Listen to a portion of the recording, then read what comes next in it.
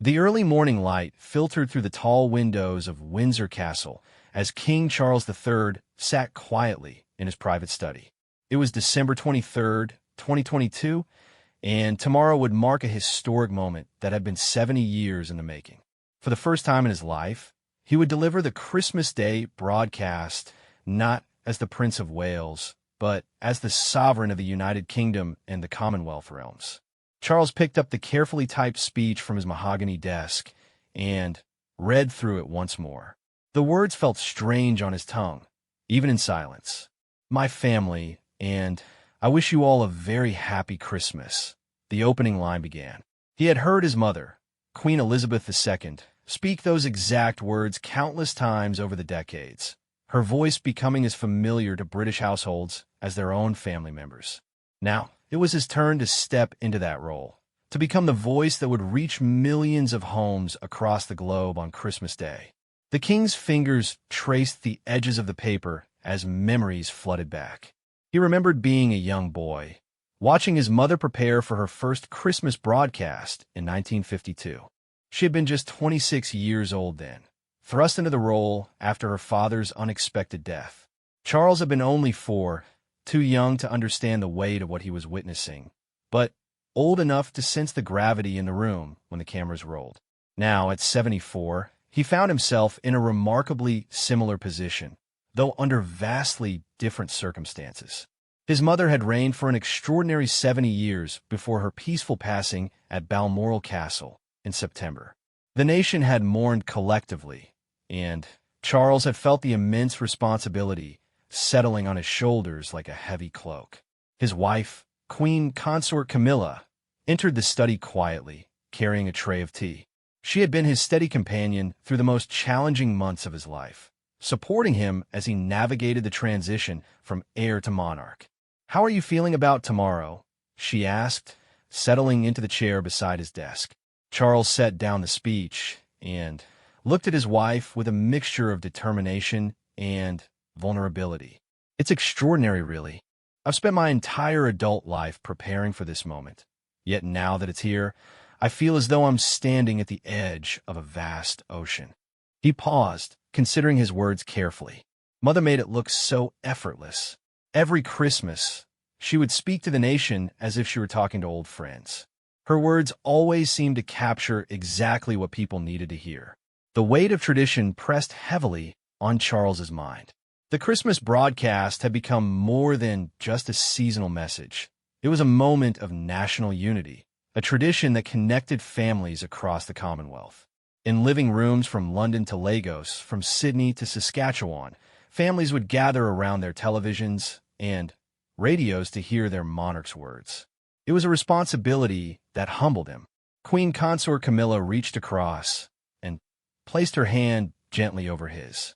"You've been preparing for this your whole life, Charles. Your mother prepared you well, and more importantly, you have your own voice, your own perspective to offer. The people don't need you to be her. They need you to be you." Charles smiled gratefully at his wife's words. She was right, of course.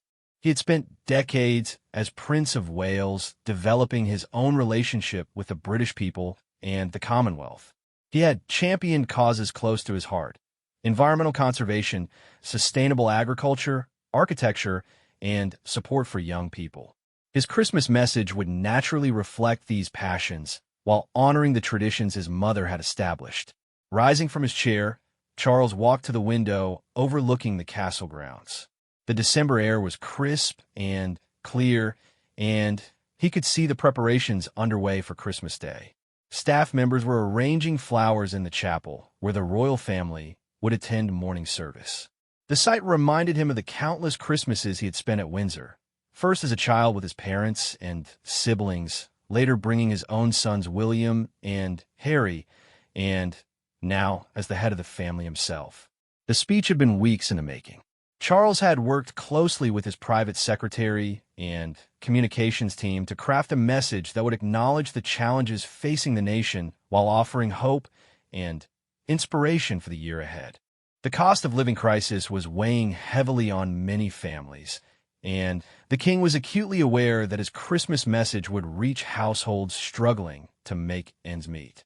He had insisted that the speech address these realities directly, without being political, while emphasizing the importance of community support and the spirit of service that had defined his mother's reign. Charles wanted his first Christmas message to establish the tone for his kingship, compassionate, engaged with contemporary issues, but rooted in the timeless values of duty and service. The broadcast would be filmed later that afternoon in the newly renovated choir of St. George's Chapel at Windsor Castle. The location held special significance for Charles, as it was where his mother had been laid to rest just 3 months earlier, and where his father, Prince Philip, had been interred the year before. The chapel's Gothic architecture and spiritual atmosphere would provide a fitting backdrop for his inaugural Christmas message. As the morning progressed, Charles reviewed his schedule for the day. After the filming, he would join other members of the royal family for Christmas Eve dinner. His son William, now the Prince of Wales, would be there with Catherine and their 3 children. The sight of his grandchildren always brought Charles immense joy, reminding him of the future generations for whom he now served as sovereign. The king returned to his desk and picked up the speech one final time before the filming. He thought about the millions of people who would hear these words, from elderly residents in care homes to young families celebrating their first Christmas together, from Commonwealth nations celebrating summer holidays to those in the Northern Hemisphere gathering around warm fires. Charles understood that his first Christmas broadcast would be scrutinized not just for its content, but for what it revealed about the kind of monarch he intended to be. Would he continue his mother's approach of remaining above politics while offering moral guidance? How would he address the changing nature of British society and the Commonwealth in the 21st century? These questions had occupied his thoughts for months, but as he prepared to step into the spotlight, Charles felt a growing sense of confidence. He had spent 7 decades observing, learning, and preparing for this role. His voice would be different from his mother's, his perspective shaped by different experiences and challenges, but his commitment to service would be unwavering. The afternoon approached, and Charles knew that in just a few hours he would speak to the nation and Commonwealth as their king for the first time on Christmas Day. It was a moment that would mark not just a personal milestone, but a new chapter in the long history of the British monarchy. The afternoon filming session at St. George's Chapel was unlike anything Charles had experienced before. As he walked through the ancient stone corridors toward the choir, where the cameras and lighting equipment had been carefully positioned, he felt the weight of history surrounding him. The chapel walls seemed to whisper the stories of centuries of royal worship, celebration, and mourning. The production team had worked meticulously to create the perfect setting for the king's first Christmas broadcast. The chapel's stunning Gothic architecture provided a majestic backdrop, while the warm lighting created an intimate atmosphere that would make viewers feel as though Charles was speaking directly to them in their own homes. The famous choir, with its intricate carved stalls and soaring stone arches, had been transformed into a television studio while maintaining its sacred dignity. Charles paused for a moment at the entrance to the choir, remembering all the significant moments this space had witnessed. It was here that his parents had renewed their wedding vows, where Prince Harry had married Meghan Markle, and where the family had gathered for countless services of thanksgiving and remembrance. Most recently, it had been the site of his mother's final journey during her funeral service that had moved the world. The director, a seasoned professional who had worked on royal broadcasts for over 2 decades, approached the king with quiet confidence. "Your Majesty, we're ready when you are," she said, her voice respectful but relaxed. Charles appreciated her professional demeanor. She understood the significance of the moment while ensuring he felt comfortable and supported. As Charles took his position behind the ornate wooden lectern, he noticed the Christmas tree standing nearby, decorated with simple ornaments that reflected light from the chapel chandeliers. The tree reminded him of the countless Christmas celebrations that had taken place in this very space, connecting his first broadcast as king to centuries of royal tradition. The camera operator made final adjustments to his equipment, while the sound technician checked the levels on Charles's wireless microphone. These technical preparations, though necessary, felt almost intrusive in the sacred space. But Charles understood their importance. His message would reach far beyond the chapel walls, traveling across oceans and time zones to bring his words to millions of households. During the final rehearsal, Charles practiced the opening lines of his speech, adjusting his pace and emphasis. He had always been a thoughtful speaker, but this broadcast required a different approach than his previous public addresses. As Prince of Wales, he had often spoken passionately about causes close to his heart, sometimes allowing his enthusiasm to quicken his pace. As king delivering the Christmas message, he needed to embody the calm, reassuring presence that the nation expected from their monarch. The speech itself had been carefully crafted to balance multiple objectives. Charles wanted to honor his mother's memory without dwelling too heavily on loss, to acknowledge the challenges facing the nation without being depressing, and to establish his own voice while respecting the traditions of the Christmas broadcast. It was a delicate balance that had required numerous drafts and consultations with advisors.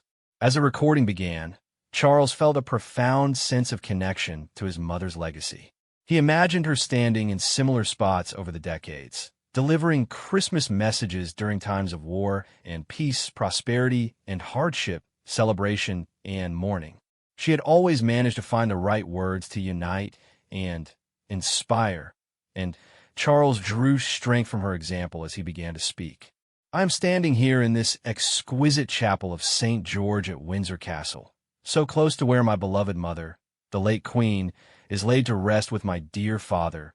Charles began, his voice steady and warm. The personal reference to his parents immediately established the emotional tone of the message, acknowledging the recent loss while celebrating the continuity of the monarchy. As he continued speaking, Charles found his rhythm.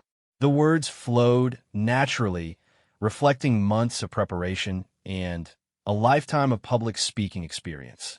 He spoke about the cost of living crisis affecting many families, acknowledging their struggles with genuine empathy. His years of charitable work had brought him into direct contact with people facing hardship, and this experience informed the compassion evident in his voice. The king's message emphasized the importance of community support and the selfless dedication of those who serve others. He highlighted the work of food banks, volunteers, and public service workers, recognizing their vital contributions during difficult times. This focus on service reflected his own philosophy of kingship, that the monarchy's role was to support and celebrate those who dedicate themselves to helping others. Between takes, Charles would pause to ensure he was capturing the right tone for each section of the speech. The production team worked with remarkable efficiency, understanding that the king's time was precious and that the sacred space required their utmost respect. The chapel staff, who had worked tirelessly to prepare the venue, watched from a respectful distance, clearly moved by the historic nature of the moment.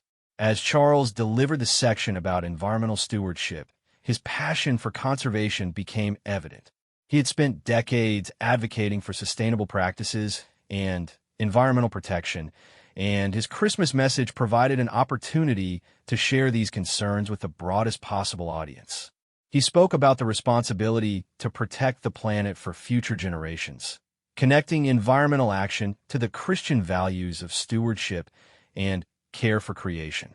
The filming process required multiple takes of certain sections to ensure perfection, but Charles approached each repetition with patience and professionalism. He understood that this broadcast would be preserved in history, representing not just his first Christmas message as king, but a moment of transition for the monarchy and the nation. Every word, every pause, every inflection would be analyzed and remembered. During breaks in filming, Charles would step away from the lectern and look around the chapel, drawing inspiration from its beauty and history. The afternoon light filtering through the stained glass windows created patterns of color on the ancient stone floors, reminding him of the countless generations who had worshipped and celebrated in this space.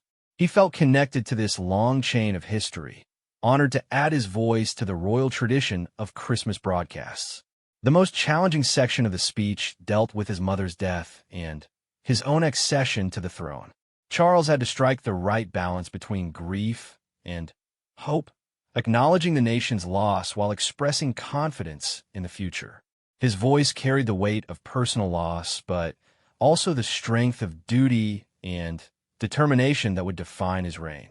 As the filming session drew to a close, Charles felt a mixture of relief and accomplishment. He had successfully navigated his first Christmas broadcast, establishing his voice as the new monarch while honoring the traditions established by his mother.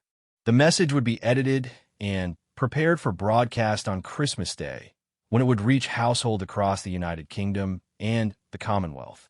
The production team began the careful process of packing up their equipment, treating the sacred space with the reverence it deserved. Charles remained in the chapel for a few more moments, offering a silent prayer of gratitude for the opportunity to serve and for the strength to fulfill his new responsibilities. Tomorrow, millions of people would hear his words and begin to understand the kind of king he intended to be.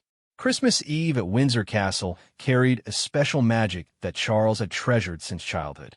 As evening approached, the castle's ancient walls seemed to embrace the warmth of family gathering, creating an atmosphere of intimacy despite the grandeur of their surroundings. The royal family had assembled for their traditional Christmas Eve dinner, a private celebration that allowed them to be simply a family before the public duties of Christmas Day. Charles stood in the drawing room, greeting his children and grandchildren as they arrived. Prince William and Catherine entered with their 3 children, Prince George, Princess Charlotte, and Prince Louis, who immediately brought youthful energy to the formal space. The sight of his grandchildren always filled Charles with profound joy, reminding him of the future he was now serving to protect and preserve. Princess Anne arrived with her characteristic efficiency, followed by Prince Edward and Sophie with their children. The gathering represented the working core of the modern royal family, the people who would support Charles throughout his reign. Each family member understood the significance of this particular Christmas Eve, the first since Charles had become king, marking the beginning of a new era for the House of Windsor. During dinner, the conversation naturally turned to the Christmas broadcast Charles had recorded that afternoon. William, now bearing the title of Prince of Wales that his father had held for over 50 years, asked thoughtful questions about the experience.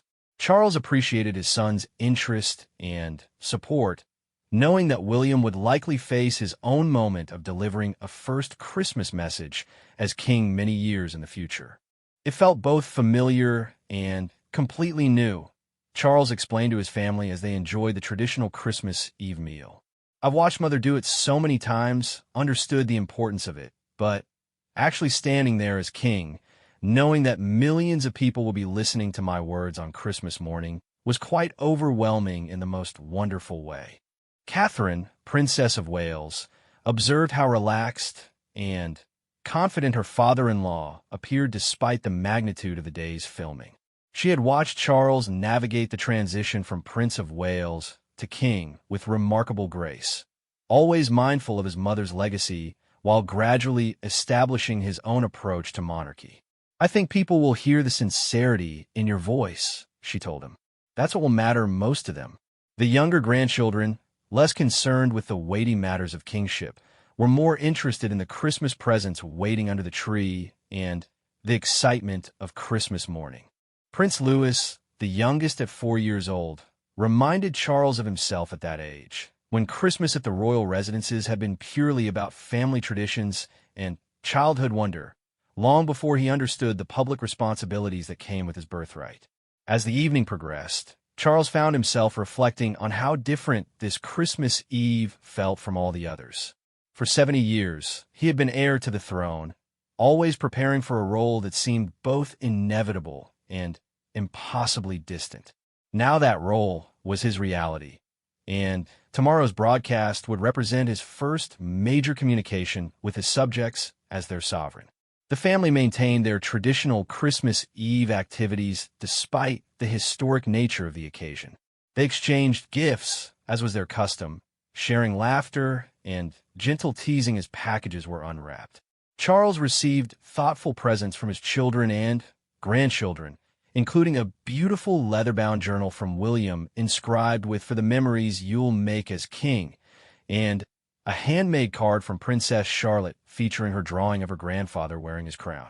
Queen Consort Camilla had been a steady presence throughout the day, offering quiet support and encouragement as Charles prepared for his broadcast debut. She understood the pressure he was feeling, having watched him grapple with the enormous responsibility of following his mother's 70-year reign. During the evening, she shared stories of Charles's dedication to his royal duties over the decades, reminding the family of the extensive experience he brought to his new role. As midnight approached and Christmas Eve became Christmas Day, Charles stepped outside onto one of the castle's terraces to enjoy a moment of solitude. The December air was clear and cold, and he could see the lights of nearby villages twinkling in the distance. Somewhere out there, families were settling down for the night. Children trying to sleep despite their excitement about Christmas morning, parents preparing for another day of celebration and tradition.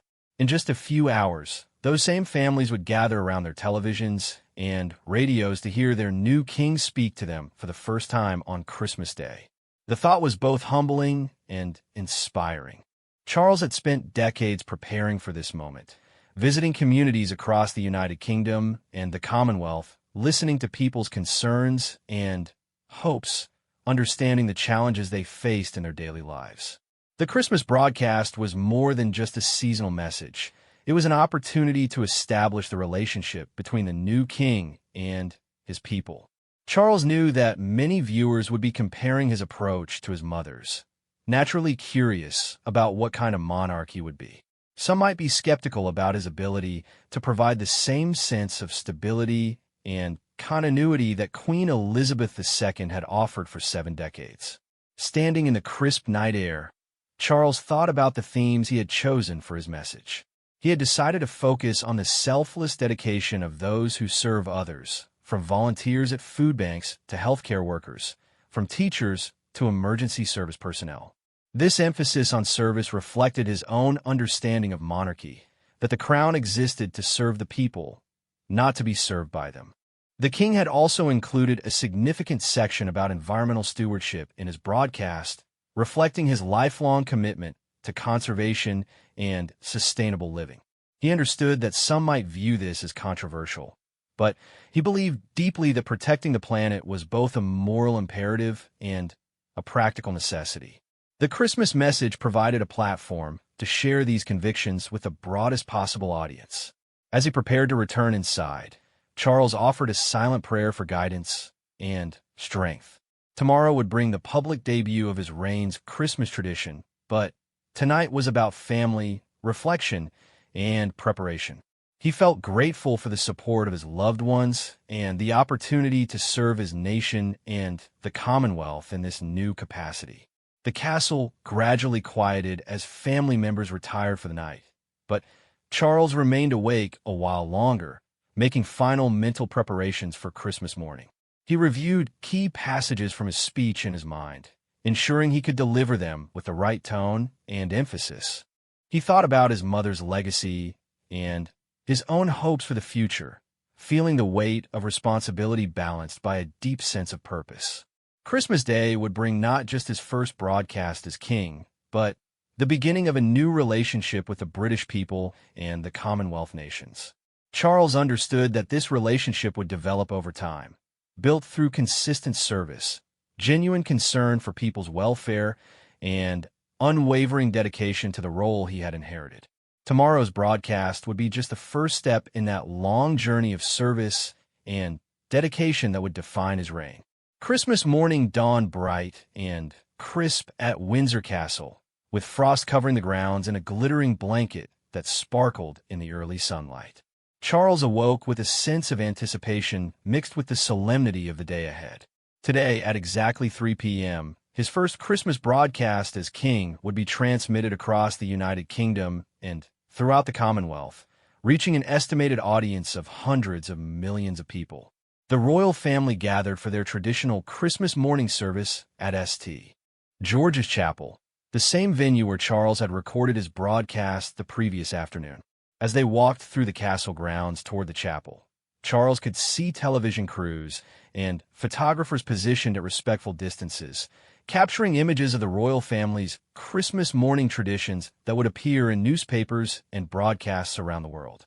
During the service, Charles found himself reflecting on the dual nature of Christmas Day for the royal family. It was simultaneously a deeply personal religious celebration and a very public demonstration of their role in British national life. The hymns and prayers took on special significance this year, as Charles participated in Christmas worship for the first time as the Supreme Governor of the Church of England, a role that carried both spiritual and constitutional importance. The congregation included not just the royal family, but also castle staff and local residents who had been invited to share in the Christmas service. Charles appreciated this mixing of the formal and informal, the way the chapel brought together people from different backgrounds united in their Christmas celebration. It reminded him of the themes he had emphasized in his broadcast about community and service, bringing people together during challenging times. After the service, the family returned to the castle for their traditional Christmas lunch, but Charles's mind was inevitably focused on the afternoon broadcast. Television executives and communication staff were already making final preparations to ensure the message would reach audiences across multiple time zones. In Australia and New Zealand, families would be settling down for Christmas evening viewing, while in Canada, they would be gathering for afternoon broadcasts just as British families would be. The technical aspects of broadcasting the Christmas message had evolved dramatically since his mother's first television broadcast in 1957. What had once required massive television studios and complex equipment could now be distributed instantly across digital platforms, streaming services, and social media channels. Charles's message would be translated into multiple languages and made available to deaf and hard-of-hearing audiences through sign language interpretation and subtitles. As 3 p.m. approached, Charles retreated to his private study to watch the broadcast along with millions of viewers worldwide. It felt strange to see himself on television delivering words he had spoken the previous afternoon, but the editing and production team had created a polished presentation that maintained the intimacy and sincerity of his original performance. The broadcast opened with exterior shots of St. George's Chapel, establishing the historic setting before moving inside to reveal Charles standing at the ornate wooden lectern. The chapel's Gothic architecture provided a magnificent backdrop, while the Christmas decorations and warm lighting created an atmosphere of celebration and reflection that perfectly matched the tone of his message. I am standing here in this exquisite chapel of St. George at Windsor Castle, so close to where my beloved mother, the late Queen, is laid to rest with my dear father, Charles began, his voice carrying across the airwaves to reach households throughout the United Kingdom and beyond. The opening words immediately established the personal and emotional context of his first Christmas message as king. As Charles watched himself deliver the speech, he was pleased with how naturally his passion for the subject matter came across on screen. When he spoke about the dedication of volunteers and public service workers, his genuine admiration and gratitude were evident in his voice and expression. Years of meeting these individuals during royal engagements had given him deep appreciation for their contributions to society. The section addressing the cost of living crisis was particularly important to Charles. He had insisted on acknowledging the real challenges facing many families, understanding that a Christmas message that ignored economic hardship would seem out of touch and irrelevant. His words about food banks and community support reflected his awareness that many viewers might be struggling to provide Christmas dinner for their own families. Throughout the broadcast, Charles struck a careful balance between acknowledging difficulties and offering hope and inspiration. He spoke about the remarkable spirit of service he had witnessed throughout his years as Prince of Wales, emphasizing that even in challenging times, people continued to care for one another and support their communities. This message of resilience and mutual support formed the heart of his Christmas address. The environmental themes in his speech reflected decades of advocacy and genuine concern about climate change and sustainability. Charles had always believed that environmental protection was not a political issue, but a moral imperative essential for the welfare of future generations. Including these themes in his Christmas message signaled that environmental stewardship would be a continuing focus of his reign. As the broadcast concluded, Charles felt a profound sense of completion and relief. He had successfully delivered his first Christmas message as king, establishing his voice and priorities while honoring the traditions established by his mother. The final words, wishing viewers a Christmas of great happiness and peace, echoed across the Commonwealth as families shared in this moment of national unity. Within minutes of the broadcast conclusion, Charles's communications team began monitoring public reaction through social media, news coverage, and official feedback channels. Early responses were overwhelmingly positive, with many viewers appreciating the king's sincerity, his acknowledgement of contemporary challenges, and his emphasis on service and community support. News organizations across the world began analyzing the broadcast, noting how Charles had established his own style while maintaining the dignity and gravitas expected from the Christmas message. Commentary focused on his environmental themes, his references to economic hardship, and his obvious emotional connection to the subjects he discussed. For Charles, the completion of his first Christmas broadcast represented a significant milestone in his reign. It marked the successful navigation of one of the monarchy's most important annual traditions and demonstrated his ability to connect with the public in his new role as king. The broadcast had been watched by families gathering for Christmas celebrations, elderly individuals in care homes, military personnel serving overseas, and Commonwealth citizens from diverse backgrounds and circumstances. As Christmas afternoon continued, Charles rejoined his family for the remainder of their private celebrations, but he carried with him the satisfaction of having successfully introduced himself to the nation and Commonwealth as their Christmas king. The broadcast would be repeated throughout the day and made available online for those who missed the initial transmission, extending its reach even further. The king understood that this first Christmas message was just the beginning of many he would deliver throughout his reign. Each year would bring new challenges and opportunities, different themes and priorities, but this inaugural broadcast had established the foundation for his relationship with the British people and Commonwealth citizens as their sovereign. He had found his voice as king, and the nation had heard it clearly on this historic Christmas day. The hours following the Christmas broadcast brought a flood of reactions that exceeded even the most optimistic expectations of Charles's communications team. Across social media platforms, traditional news outlets, and official channels, responses poured in from throughout the United Kingdom and the Commonwealth nations, creating a tapestry of public opinion that revealed how deeply the king's message had resonated with diverse audiences. In living rooms across Britain, families who had gathered around their televisions to hear their new king speak for the first time found themselves moved by his sincerity and impressed by his obvious preparation for the role. The Archbishop of Canterbury issued a statement praising the king's emphasis on service and community support, noting how his words reflected the true spirit of Christmas and the Christian values of caring for others. International media coverage was extensive and largely positive, with news organizations from around the world analyzing Charles's approach to his first Christmas message. French newspapers praised his environmental focus as forward-thinking and necessary, while American broadcasters noted the careful balance he struck between acknowledging current challenges and offering hope for the future. Commonwealth nations from Canada to Australia reported strong positive reaction from their citizens who had watched the broadcast.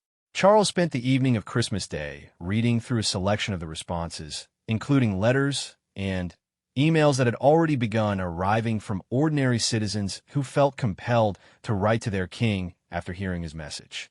Many of these communications came from people working in the sectors he had highlighted: healthcare workers, teachers, volunteers, and community organizers who felt recognized and valued by his words.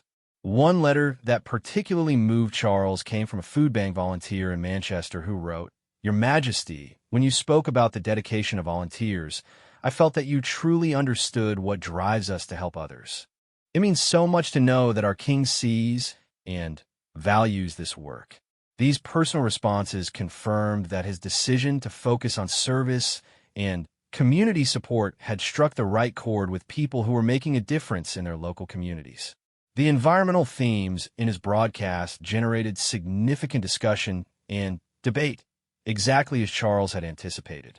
Some praised his leadership on climate issues, viewing his Christmas message as an important platform for raising awareness about environmental challenges. Others questioned whether Christmas Day was the appropriate time for such messages, preferring the traditional focus on family and celebration. Charles had expected these mixed reactions to his environmental content, but he remained convinced that addressing climate change was too important to ignore, even in a Christmas message. His decades of advocacy on these issues had taught him that meaningful change required consistent messaging across all platforms, including the Christmas broadcast that reached such a vast audience. International relations experts noted how Charles's message had carefully balanced his roles as King of the United Kingdom and head of the Commonwealth. His references to the diverse communities and nations that make up the Commonwealth demonstrated his understanding of the modern monarchy's global reach and responsibilities. This careful attention to the international dimension of his role was seen as particularly important given ongoing discussions about the future of the Commonwealth in the 21st century. Religious leaders across different faiths praised Charles's inclusive approach to his Christmas message. While grounded in Christian tradition, his themes of service, compassion, and environmental stewardship resonated with people from various religious backgrounds. The Archbishop of York noted that the king's message reflected the interfaith dialogue and understanding that had characterized his years as Prince of Wales. As Boxing Day arrived, the full impact of Charles's first Christmas broadcast began to become clear. Television ratings confirmed that the audience had been substantial, with viewing figures comparable to his mother's broadcasts in recent years. More significantly, the positive public response suggested that Charles had successfully navigated the challenging transition from heir to sovereign in the public mind.